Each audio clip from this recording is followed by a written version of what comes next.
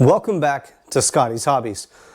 Real quick, I wanted to get your guys' take on being a smog technician or a smog inspector.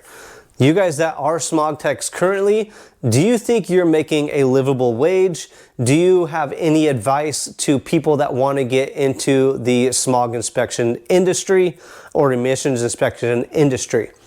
Reason I ask, I was a smog tech for 15 years, got my smog license in 2003, stopped smogging in 2018 when I got my career job per se.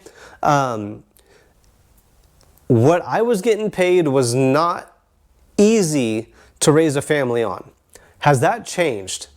And getting into a little bit more, what I like to do is I get a lot of young people, especially with my footprint I have online, I get a lot of people asking or telling me that they're going to be a smog tech or they're going to school to be a technician.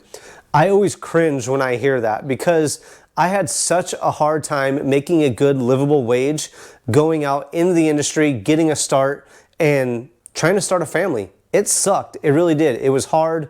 I didn't have the insurance. My teeth were like rotten out from my hereditary meth mouth. It was crazy. But has the times changed, or what would you recommend for a technician or an aspiring technician? What I do, or my recommendation at this time when I hear of somebody going to school to be a technician or wanting to be a technician or a smog tech, because it sounds like easy money, right? That's what they say, is don't go for that easy money. In the industry that I am in now, I'm a heavy duty engine mechanic right now. I also work on pumps that service a local municipality, stuff like that. So I always recommend, if you really want to get your hands on engines, do not go into your basic cars and truck technician or mechanics that you see on the roads. Go for heavy duty mechanics. Go work on some catalytic converters, Caterpillars, Peterbilts, tractors, stuff like that. If you really want to work on engines, that is where the money's at. Unless you get into a dealership for cars, but even is that a good paying job that you have to bust your butt, and it's not the easiest to make money at either.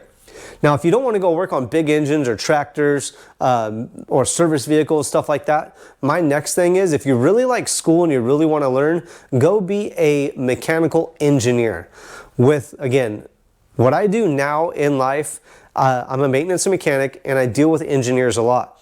But then I look at these engineers, they have no machinery knowledge, or they'll design something and put something together and then we'll go maintain that or work on it. It's like, where in the world did you come up to think this was okay to design it like this?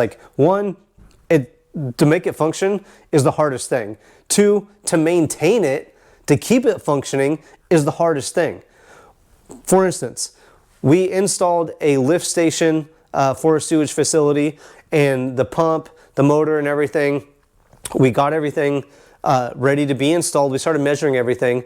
From the ceiling to the pump to the top of the motor, actually, we had about 7 inches.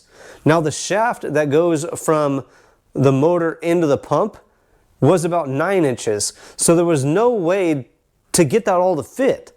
We had to do a lot of modifying to get that to be able to fit in there.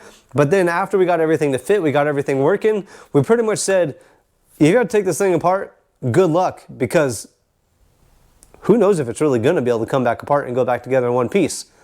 We got it to work, but obviously that mechanical engineer or the engineer that put that station together did not consider what it was going to take to maintain and keep that place working. So if you want to be a technician, if you want to be a mechanic, my 2 words of advice: heavy duty mechanic or mechanical engineer. Those are the ways to go, in my opinion. If you have any other recommendations that you think would be good to pass on to youngsters or somebody getting into the field, the automotive field, let me know. I kind of want to start an open book or open up a conversation to inspire people that want to get into hands-on mechanical type work. But again, I don't think being a vehicle mechanic is really the way to go this day and age, because there's so many people that do it. And like me, I'm here in my garage. I have my 9-to-5 career where I make good money, and then on the weekends I'm in my garage doing stuff on the side, making good money still. But What do you guys think would be great advice for somebody getting into the industry? This video got a little bit longer than I thought, but I hope you guys sticked along. If you did, make sure to comment below. Let me know your recommendations. Let me know what fields you're in. Let me know like your roundabout pay, and if you'd recommend getting into your field, or what you would recommend doing better if you could change one of your life decisions. Thanks for checking out Scotty's Hobbies. Like, subscribe, share, hit that ring bell, and I will see you guys on the next hopefully helpful video.